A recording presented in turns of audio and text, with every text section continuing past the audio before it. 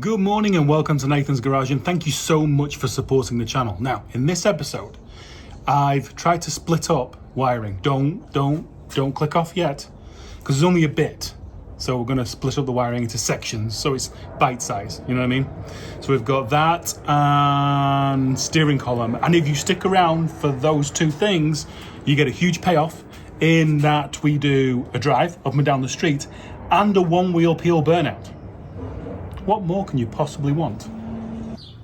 Since all of this is done, or as done as it's going to get for now, and the truck needs to be mobile to turn around, before I worked in a Singer, I'd never used a riv nut before. Reinventing of the wheel, good. So those are riv nutted onto that framework, and now I'm going to fillet some wiring. This is by no means a full wiring fillet in any way whatsoever, and I usually do take everything out in one go and do everything in one go, but I don't want to. So with moving those two units to the middle of the car from the rear of the car, we're going to move some wiring. So this one's fine. So we're doing the cut-off solenoid first. So we got red and black, and we have a white. So the red and black's easy because it's coming from the front of the car, so you're just going to shorten that. Now the white one looks like it's coming from the front of the car and then doubles and goes into the rear. So I assume that's going to be up to the fuel pump. Is that fuel pump? Yeah. So it's obviously a signal to the fuel pump. So we've got to extend that one forward and into the cabin to go to there. So I'm wondering whether I've just figured out why we need this kind of like ground drain, foil wrapped, noise reducer thing. And I reckon it's because running parallel in the loom is this rear door speaker. And I bet it's to stop noise going to that speaker. I bet. Don't know what I'm going to do with that information, but I bet that's what it is. Well, with that information, I did nothing. So what I really would have loved to have done is have a bulkhead here that would, you could just clip it in, clip it out, so no wire would actually be going through. But when I actually look at the length of the fuel pump driver solenoid, length of the wire and length of this fancy ground to the actual fuel pump, it's long enough to just go through a hole, thread through, which will come out right here, which will work well for these wires. I'll shorten this off a little bit and they can just thread down, and then that's the rest of the back of the car, like fuel pump, all the lights and stuff like that, and then it'll go straight to the solenoid right there. I really would have loved a bulkhead connector, but it's going to be, I think, a big grommet. I guess this is a basic layout for later Vics. The only thing that needed changing if you're moving stuff into here was this. You got red and black and a white. Basically you're just shortening those and rejoining them. And then this one broke out this shielding, draining, anti-noise ground thing. Broke out another ground, put that there. And then these two here come from the back, and they needed, where are they? We're in here somewhere, there you go. They needed just shortening. They come from the front, they come from the front, so because this has moved forward, just needed a load cutting out and then joining back up together, but it's color to color, so it's not really that bad. Pulled this forward, which is a door speaker. I'm gonna try and keep some speakers in this truck, and then here just pulled out a couple of grounds, because on these harnesses they ground into themselves, and then they'll use a big common ground, so you can pull them out and use separated grounds if it's more logistically convenient to how you're doing stuff. So yeah, that's about it really. Reground the cab because I couldn't find, got a new kit and I can't find the new ends for my big new fancy hydraulic battery cable maker thing.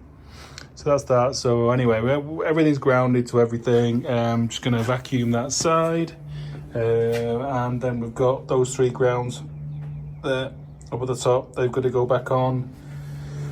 Pull that sill wiring back onto there. So that'll sort that side out a bit. And then I think Gonna pop that cover off because that is up here in the Vic, and then see if we can raise this off the steering column, this big massive loom here, to make a steering column mount, temporary, up to there-ish somewhere. And then we can get these legs out from the steering column, and it gives me an idea generally where the steering wheel is gonna be. Now that we've daisy chained, zip tied the wiring out of the way and away from the top of the actual mounts themselves, I thought we'd start with this. I don't know where it's going to end up because the board, in all their wisdom, they're not offset. Those mounts looked offset on the actual column itself. There. I thought they were offset. Maybe not. Maybe a plan B then. Don't know. So we got a bit smaller. This was on that side, and it's a mount for that big module thing on the right. Maybe body control, something like that. And I would like to keep that and be able to mount that. I just can't mount it exactly where it was in the Crown Vic because the dash is in the way. And this is temporary, but still I don't want to cut any more of the dash than I already have done. So let's try this one. Interesting thing that I have just found out. If you look on the other side,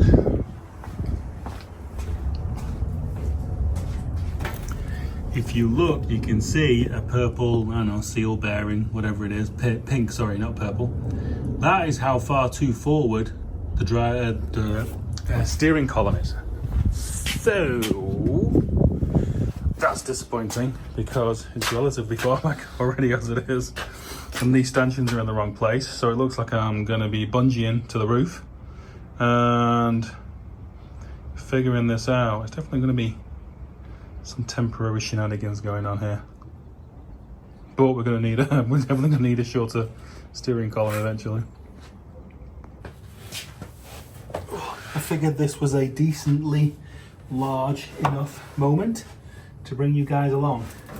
It's a temporary fit, but that being said, we will be very close to where the steering wheel is actually going to be, and be able to test it, see, you know, how we like the position and what we will need to do to be happy.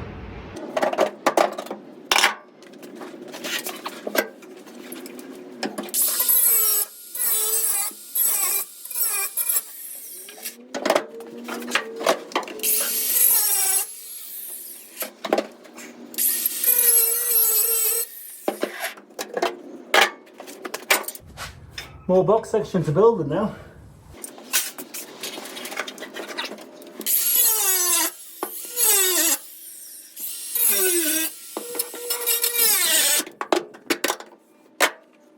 Okay. It does come back.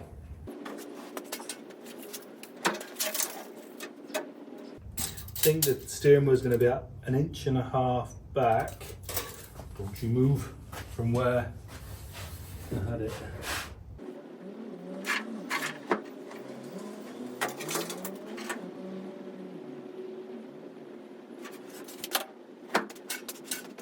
Now where the hell are the nuts for this damn thing?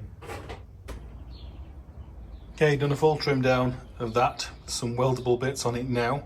I just had a look on a YouTube video, and the position of that thing, that is at kind of right angles as far as I can tell. So that's where it is now. It looks like that bearing seal pushes further up. So now we've got, that's giving height, that's giving height, that's giving the distance fore and aft. And then what I'm going to do is, before I weld it, just eyeball the shaft to be straight because it sags down. So we'll do something like that.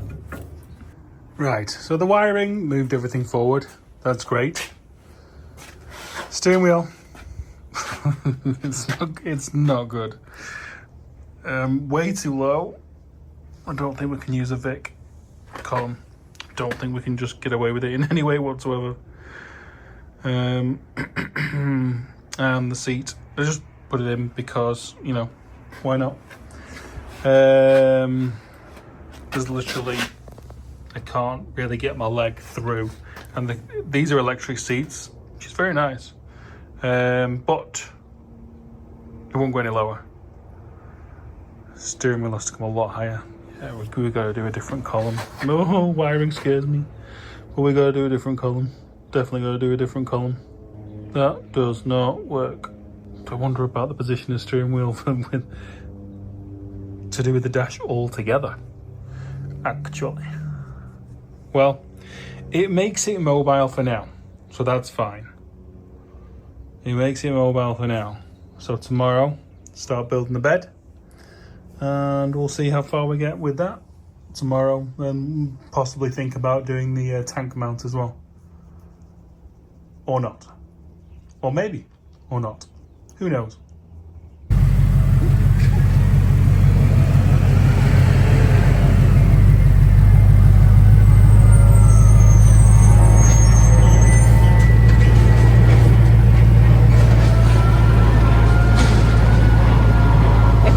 It's an airplane and a trash truck.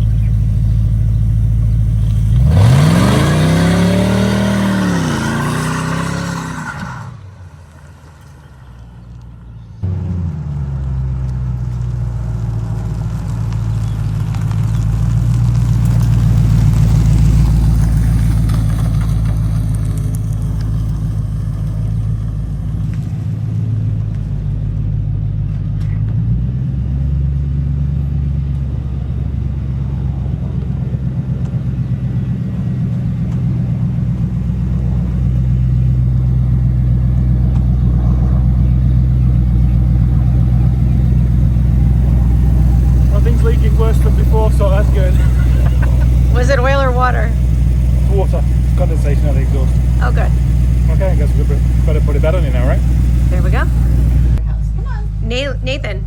What? Photo. Is this the first time the garage has been this empty in a couple years? Yes. It most definitely is. And we're hoping it's going to be a theme. How does it feel? An active garage as opposed to a static garage. The kingdom. The one-man kingdom.